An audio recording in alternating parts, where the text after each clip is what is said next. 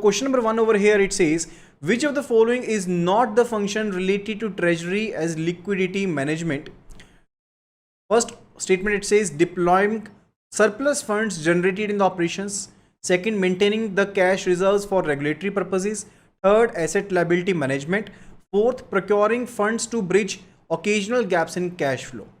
So we need to tell कि कौन सा यहाँ पर जो फंक्शन है वो यहाँ पर ट्रेजरी एज लिक्विडिटी मैनेजमेंट से रिलेटेड नहीं है. ओके, सो जल्दी से जल्दी आंसर्स को पोस्ट करना है and I want you all to participate कि सभी यहाँ पर इस सीरीज में पार्टिसिपेट करें, क्वेश्चंस में पार्टिसिपेट करें ताकि आपके जो बेसिक्स हैं वो और ज़्यादा बेहतर वे में क्लियर हो पाए. ओके, तो हमने बताना है कि यहाँ पर ट्रेजरी जो है वो लिक्विडिटी मैनेजमेंट से रिलेटेड कौन सा फंक्शन नहीं है. देखिए, जो ट्रेजरी है वो अलग अलग काम करती है. जैसे कौन कौन से काम करती है, जैसे कि कैश बैलेंसेस को मेंटेन करना. कौन से बैलेंसेस को? जो भी कैश बैलेंसेस होते हैं जो आपको डे टू डे रिक्वायरमेंट के लिए चाहिए, उनको मेंटेन करने का काम किसके पास है? वो भी ट्रेजरी के पास है. इसके अलावा जो भी सरप्लस फंड्स हैं बैंक के पास, उनको डिप्लॉय करना. जो भी सरप्लस फंड्स हैं उनको डिप्लॉय करना. एंड फर्दर जो भी हमारे पास ओकेजनल गैप आते हैं कैश फ्लो में. कैश फ्लो का मतलब है कुछ हमारे पास कैश आउटफ्लो होता है, कुछ हमारे पास कैश इनफ्लो होता है. अब इन दोनों के बीच में जो गैप है, उसको यहाँ पर फुलफिल करना, ये भी किसका काम है? ये भी यहाँ पर ट्रेजरी का ही काम है. होता है यहाँ पर. ठीक है, तो ये सब चीज़ इससे रिलेटेड होती हैं. इसके अलावा जो रिजर्व रिक्वायरमेंट्स होती हैं, अब रिजर्व रिक्वायरमेंट्स कौन कौन सी होती हैं? लाइक देखिए, आरबीआई जो है वो कहता है बैंक्स को कि आपने सीआरआर को मेंटेन करना है. जल्दी से इसका सेक्शन और एक्ट बता दीजिए. इसी तरह से आरबीआई कहता है कि आपने एसएलआर को मेंटेन करना है, यानी कि स्टैट्यूटरी लिक्विडिटी रेशियो को मेंटेन करना है. जो सीआरआर मेंटेन करनी होती है वो कौन से एक्ट के अंदर मेंटेन करनी है, एसएलआर कौन से एक्ट के अंदर मेंटेन करनी है, वो फटाफट से आप यहाँ पर रिप्लाई करेंगे. अभी मैं आपको बता देता हूँ कि इन रिक्वायरमेंट्स की जो यहाँ पर इनको फुलफिलमेंट करनी है, that is also the task related to treasury. वो भी ट्रेजरी के पास ही है. इसके अलावा जो भी अप्रूव्ड सिक्योरिटीज हैं, चाहे वो मनी मार्केट से रिलेटेड हैं, चाहे वो कैपिटल मार्केट से रिलेटेड हैं, चाहे वो फॉरेन एक्सचेंज से रिलेटेड हैं, उनमें यहाँ पर इन्वेस्टमेंट करने का काम वो भी किसके पास है? That is also with the treasury department. वो भी ट्रेजरी के पास ही है. तो यहाँ पर सुनील जी ने एंड भुजंग जी ने सबसे पहले सही बताया कि सीआरआर जो है, that is cash reserve ratio जो है, वो section 42 of RBI act, section 42 sub section 1 of RBI act में डिफाइंड है. जो एसएलआर है, स्टैट्यूटरी लिक्विडिटी रेशियो है, that is defined under section 24 of banking regulation act. जो बैंकिंग रेगुलेशन एक्ट है उसमें वो डिफाइंड है. Okay, that is related to. ये भी फंक्शन यहाँ पर किसको करने पड़ते हैं? ये फंक्शन भी यहाँ पर ट्रेजरी को ही करने पड़ते हैं. अब ट्रेजरी जो है, बेसिकली हम ये कह सकते हैं कि ट्रेजरी यहाँ पर बैंक की कोर एक्टिविटी को कनेक्ट करता है. यानी कि आपको पैसा अगर लेंड करना है तो उसके लिए फंड चाहिए, डिपॉजिट्स हैं तो वो भी आपको सोर्स करने पड़ते हैं, उसके लिए फंड चाहिए. ठीक है, तो यहाँ पर ये सभी काम किसके द्वारा किए जाते हैं? This all are done by what? This all are performed by the treasury itself. ठीक है, तो यहाँ पर कौन से फंक्शन नहीं है हमने उसके बारे में बताना था. तो यहाँ पर जो सरप्लस फंड्स होते हैं उनको जनरेट करने का काम किसके पास है? वो यहाँ पर है किसके पास? यहाँ पर ट्रेजरी के पास है. कैश रिजर्व्स को मेंटेन करने का काम भी ट्रेजरी के पास है. एसेट लायबिलिटी मैनेज करने का काम भी यहाँ पर ट्रेजरी के पास है. फंड्स को ब्रिज करने का काम भी किसके पास है? ट्रेजरी के पास ही है. So which of the following is the right answer? The right answer is option D, that is none of the above. Option D over here is the right answer in this particular regard. Okay, and सबसे पहले यहाँ पर answer दिया है colonel Sukhdev ji ने. Now let's move further towards the next question. Question number 2 it says which of the following is basically, जो हमारे पास यहाँ पर क्वेश्चन है वो यह कहता है कि which of the following related to treasury is not correct. Treasury के यहाँ पर कॉन्टेक्स्ट में क्या चीज़ सही नहीं बताई गई है उसके बारे में हमने बताना है. तो काइंडली प्लीज जल्दी से जल्दी आंसर मार्क कीजिए अपना यहाँ पर. So option 1 it says treasury is considered as a service centre. कि ट्रेजरी जो है उसे सर्विस सेंटर की तरह कंसीडर किया जाता है. Treasury connects core activity of the bank with the financial markets. जो बैंक की कोर एक्टिविटी है उसे फाइनेंशियल मार्केट के साथ कनेक्ट करता है. Operational cost in treasury are quite high as compare to that of the branch banking. अब branch banking की अगर हम कंपैरिजन करते हैं तो ट्रेजरी की जो ऑपरेशंस होती हैं वो काफ़ी ज़्यादा कॉस्टली होती है, ठीक है। तो हमने बताना कि कौन सी चीज़ यहाँ पर रिलेटेड टू ट्रेजरी वो करेक्ट नहीं है, दैट इज नॉट करेक्ट। अब ट्रेजरी जो है that is service centre, yes definitely it's the service centre it is okay. Second it says treasury connects core activity of the bank, जो भी core activity है bank की, यानी कि जो डिपॉजिट लेना है, लेंडिंग करना है, उसको कनेक्ट करता है फाइनेंशियल मार्केट के साथ, बिल्कुल सही है। अब आपको मनी मार्केट से पैसा चाहिए, कैपिटल मार्केट के पैसा चाहिए, ईसीबी के थ्रू पैसा चाहिए, तो आप सोर्सिंग कर सकते हैं ना, तो वो पैसा आपके पास अवेलेबल होगा। अब वो किसके थ्रू है, ट्रेजरी के थ्रू अटैच्ड है वो, ठीक है। Third it says operational cost in treasury is quite high, तो ऑपरेशनल कॉस्ट ज्यादा नहीं है, बल्कि ऑपरेशनल कॉस्ट जो है वो यहां पर कम है, that is quite low actually, ठीक है। तो यहां पर ऑप्शन सी जो है that is not stated correctly over here, तो वो सही नहीं है यहाँ पर, that would be the answer in this particular regard. तो यहां पर गुंजन जैन ने सबसे पहले सही आंसर दिया इसका, that is option C over here is a right answer in this particular regard, okay. Now let's move to the question number 3। It says which of the following related to integrated treasury is connect. अब कौन सा यहां पर जो चीज है जो integrated treasury को लेकर सही है। अब इंटीग्रेटेड ट्रेजरी का मतलब क्या होता है, इंटीग्रेटेड का मतलब क्या, देखिए आप यहां पर मनी मार्केट्स में डील कर रहे हैं, आप यहां पर कैपिटल मार्केट में डील कर रहे हैं, आप यहां पर फॉरेन एक्सचेंज ऑपरेशंस कर रहे हैं, तो अल्टीमेटली आपको यहां पर 3 अलग अलग तरह के यहां पर जो डीलर्स हैं उनको बिठाना पड़ेगा, ठीक है। लेकिन इंटीग्रेटेड ट्रेजरी अप्रोच क्या कि आप तीनों को यहां पर क्या कर दे रहे हैं, आप तीनों को यहां पर इकट्ठा कर देते हैं। एंड फर्दर ये चीज किस वजह से पॉसिबल हो गई है, जो आपके फाइनेंशियल रिफॉर्म्स हुए थे, जो यहां पर फाइनेंशियल रिफॉर्म्स किए गए थे, फाइनेंशियल सेक्टर के जो रिफॉर्म किए गए थे, उसकी वजह से ये चीज पॉसिबल हुई है कि हम यहां पर क्या कर पाए हैं, इन तीनों को मिला पाए। अब इससे बेसिकली हुआ क्या, अब फाइनेंशियल रिफॉर्म में बेसिक मेन चीज क्या थी, main funda was related to the free convertibility of the rupee, free convertibility of the rupee. No what is free convertibility of the rupee, free convertibility of rupee का मतलब है कि पहले क्या होता था कि डी रेगुलेशन नहीं थी, पहले रेगुलेटेड था, जो इंटरेस्ट रेट से, फॉरेन एक्सचेंज रेट से, वो सभी रेगुलेटेड थे, ठीक है। तो आप अपनी मर्जी से कुछ भी नहीं कर पाते थे, तो आप कंपिटिटिवली पार्टिसिपेट नहीं कर सकते थे। लेकिन आज की डेट में क्या है कि वो डीरेगुलेटेड है, यानी कि मार्केट जो है वो खुद डिसाइड करेगी कि वो कैसे परफॉर्म करेगी, कोई भी चीज कैसे परफॉर्म करेगी, डिमांड एंड सप्लाई, मार्केट के और जो पैरामीटर्स हैं वो डिसाइड करेंगे कि कैसी क्या चीज होने वाली है, ठीक है। तो इंटीग्रेटेड ट्रेजरी भी उसी वजह से हमें यहां पर देखने को मिली है। अब अगर हम करंट अकाउंट के तौर पर देखते हैं, करंट अकाउंट का मतलब होता है कि जो आपकी रूटीन की ट्रांजैक्शंस होती हैं, ठीक है, रूटीन की ट्रांजैक्शंस। मैं यहां पर इंटरनेशनल जो ग्लोबलाइजेशन है उसके बारे में बात कर रहा हूं। अब ग्लोबलाइजेशन के वे में देखें तो इंपोर्ट एक्सपोर्ट किया जाता है। अब यहां पर इंपोर्ट एक्सपोर्ट होते हैं, या फिर किसी पर्सन ने अपनी फैमिली के मेंटेनेंस के लिए, एजुकेशन के लिए, गिफ्ट पर्पज के लिए कोई यहां पर चीज भेजनी है, या फिर हो सकता है कि आपने कोई प्रॉपर्टी परचेज की हो किसी और कंट्री में। अब ये अलग अलग तरह की ट्रांजैक्शन है। अब जिस तरह की ट्रांजैक्शन में या तो आप इंडियन रेजिडेंट हैं एंड आपने कोई ऐसी फॉरेन एक्सचेंज ट्रांजैक्शन की है जिसकी वजह से फॉरेन कंट्री में आपके जो एसेट लायबिलिटी थे वो अल्टर हो, या फिर आप फॉरेन कंट्री के रहने वाले हैं एंड इंडिया में आप कोई ट्रांजैक्शन करते हैं जिसकी वजह से आपके यहां की जो एसेट लायबिलिटी है वो अल्टर होते हैं, तो उसे हम कौन सी ट्रांजैक्शन कहते हैं, that is said to be capital transaction, capital account transaction कहते हैं, ठीक है।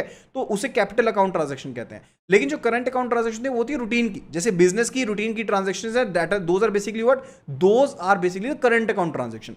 तो यहां पर आरबीआई ने जो करंट अकाउंट के ऊपर है वो तो फ्रीली कन्वर्टिबल है, लेकिन कैपिटल अकाउंट के ऊपर पार्शियल कन्वर्टिबिलिटी दी है। अब इस डीरेगुलेशन की वजह से क्या हुआ है कि हम यहां पर इंटीग्रेटेड ट्रेजरी अप्रोच रख पाए हैं, कि हम यहां पर मनी मार्केट को, कैपिटल मार्केट को, फॉरेन एक्सचेंज ऑपरेशंस को, तीनों को यहां पर कनेक्ट कर पाए हैं। ये डीरेगुलेशन की वजह से ही हुआ है, okay. And further it says कि it is an indirect result of indirect reforms in the financial sector. ये कहता है कि इनडायरेक्ट रिफॉर्म है फाइनेंशियल सेक्टर की वजह से, उसकी वजह से है।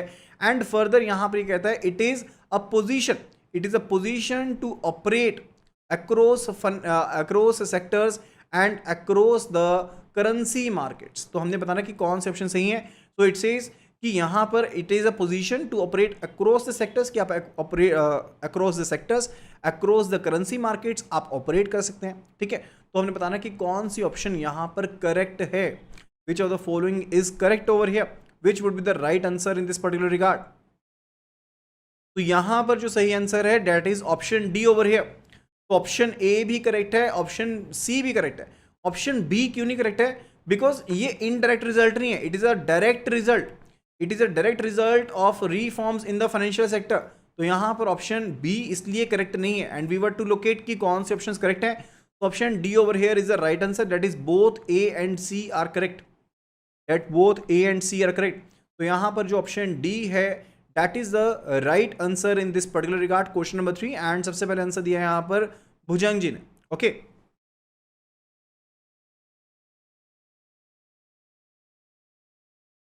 okay, now let's move to the next question over here. It says which of the following function is of integrated treasury। अब कौन सा फंक्शन जो है वो इंटीग्रेटेड ट्रेजरी का है यहाँ पर। First it says efficient merchant services, optimising profit by exploiting market opportunities, third assisting bank in management of ALM, fourth it says global cash management, fifth it says managing the securities of the loans and advances. Which of the following would be the right in concern of the functions of integrated treasury. तो हमें integrated treasury के functions के बारे में knowledge होनी चाहिए, उसी के बेस पर आप इस क्वेश्चन का सही आंसर यहाँ पर दे सकते हैं। ट्रेजरी जो है वो across the sectors, across the currencies वो यहाँ पर डील करती है। तो यहाँ पर आप देखिए, मैंने आपको बताया था, शुरू में बताया था कि जो यहाँ पर लिक्विडेशन की चीज़ है आप उसको तो डील करते करते हैं, साथ ही साथ आप अपनी यहाँ पर प्रोप्राइटरी पोजीशंस भी क्रिएट कर सकते हैं ना। प्रोप्राइटरी पोजीशन का मतलब होता है खुद की होल्डिंग। देखिए यहाँ पर बैंक जो है, अगर हम बैंक के तौर पर देखें तो बैंक जो है वो अपने कस्टमर्स के लिए काम कर रहा है। कस्टमर्स को कोई प्रोडक्ट चाहिए, उनको खरीद करके दे रहा है, उसमें से कमीशन लेगा। सेकंड है कि बैंक खुद की अपने खुद के प्रॉफिट के लिए यहाँ पर पोजीशन क्रिएट कर सकता है, उसको हम यहाँ पर कहते हैं प्रोप्राइटरी पोजीशंस। ओके, इसके अलावा बैंक है, बैंक यहाँ पर क्या कर सकता है, बैंक यहाँ पर डेरिवेटिव प्रोडक्ट्स है, या फिर यहाँ पर हम कहेंगे कि लिक्विडिटी जो है, लिक्विडिटी मैनेज करने के लिए यहाँ पर ट्रेजरी का इस्तेमाल होता है। ओके, तो रिस्क मैनेजमेंट में भी इसका इस्तेमाल होता है। इसका इस्तेमाल जो है यहाँ पर कस्टमर्स को सर्विसेज प्रोवाइड करने के लिए होता है। So which of the following would be correct in this particular regard, which of the following is correct in this particular regard over here. Question number 4 it is. So the right answer over here is option D. देखिए security जो है loans के advances की, उनको manage करने का काम treasury का नहीं है, that is not related with the treasury itself. जो ट्रेजरी है वो डायरेक्ट डील करता है यहाँ पर सिक्योरिटीज में, ठीक है, यहाँ पर इनडायरेक्ट वे में वो डील नहीं करता है। So option D over here, 1 to 4 जो ऑपरेशन है यहाँ पर फंक्शन है, those are stated correctly.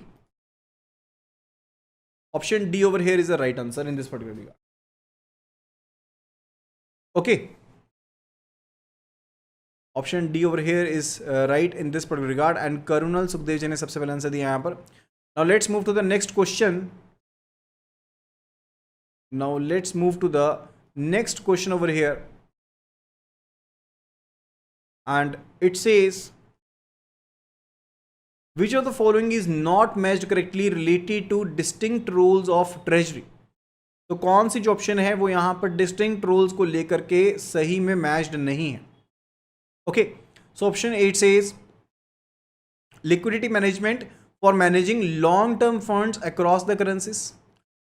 Option B it says proprietary positions, trade in currencies, securities and other financial instruments including derivatives। Option C it says risk management to aid management in bridging asset liability mismatches। Which of the following is the right answer in this particular regard? Option D it says both B and C are not matched correctly। So kindly please do answer at the earliest, जल्दी से जल्दी answer post कीजिए। What would be the answer in this particular regard? Which of the following is not matched correctly over here? देखिए जो liquidity management होता है ना, that is basically for managing the short term funds across the currencies, that is for managing the short term funds across the currencies. So option A जो है यहाँ पर, that is not matched correctly, that is not matched correctly, that is basically the right answer over here. Option B जो है that is a proprietary position. अभी मैंने आपको बताया कि जो आपकी प्रोप्राइटरी पोजीशन है, आप डेरिवेटिव्स में, सिक्योरिटीज में, करेंसीज में डील कर रहे हैं, दैट इज बेसिकली व्हाट, वो आपकी प्रोप्राइटरी पोजीशन है। रिस्क मैनेजमेंट का क्या काम है कि आप मैनेजमेंट को बताते हैं, एसेट लायबिलिटी मिसमैचेस को एड करते हैं आप, यानी कि फुलफिल करते हैं उस गैप को, ठीक है। तो यहाँ पर वो भी सही है।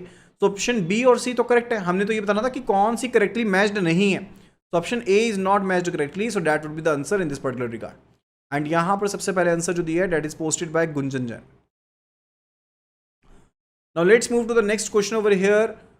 Question number 6 it is. It says which of the following is matched correctly related to treasury? अब ट्रेजरी से रिलेटेड कौन से ऑप्शन जो है that is matched correctly over here? It says ALM book that is related with management of internal risk management, and option B it says merchant book, client related currency and derivative transactions. Option C it says trading book for managing proprietary positions. Okay, or option D that is both B and C. Both B and C. Which of the following would be the right answer in this particular regard over here?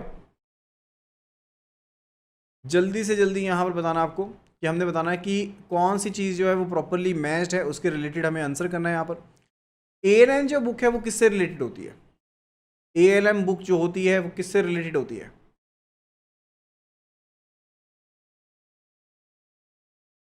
देखिए ALM book जो है ना वो यहाँ पर किस चीज़ को cover करती है? That is related to risk management. वो यहाँ पर इंटरनली जो रिस्क है उनको मैनेज करने के रिलेटेड है, यानी कि एसेट लायबिलिटी जो मिसमैच होते हैं उनसे रिलेटेड है, उनको मैनेज करने के रिलेटेड है। ठीक है, तो वो बेसिकली उसमें ट्रेडिशनल रोल भी कवर्ड रहता है। Traditional role is also covered, traditional role is also covered. ठीक है, ऑप्शन बी जो है डेट इज मर्चेंट बुक। अब मर्चेंट बुक किससे रिलेटेड है? जो आपके कस्टमर्स हैं, क्लाइंटेल है आपका, उनकी जो ट्रांजेक्शन हुई है उनको डील करेंगे, वो मर्चेंट बुक होगी। एंड ऑप्शन सी किससे रिलेटेड है? That is related with trading book. अब आपकी जो प्रोप्राइटरी पोजीशन है, यानी कि जो आपने अपने खुद की स्पेकुलेशन के लिए लगाई है, ठीक है, that is a trading book. तो तीनों चीज़ें सही होगी यहाँ पर। ऑप्शन ए जो है that is not correctly match, because यहाँ पर लिखा traditional role is not covered, whereas it is covered. तो यहाँ पर सही आंसर क्या रहेगा? Option D over here is the right answer. That is option D, that is both B and C are correct over here. Option D is the right answer. And Bhujang ji ने यहाँ पर सबसे पहले आंसर दिया है question number 6 का।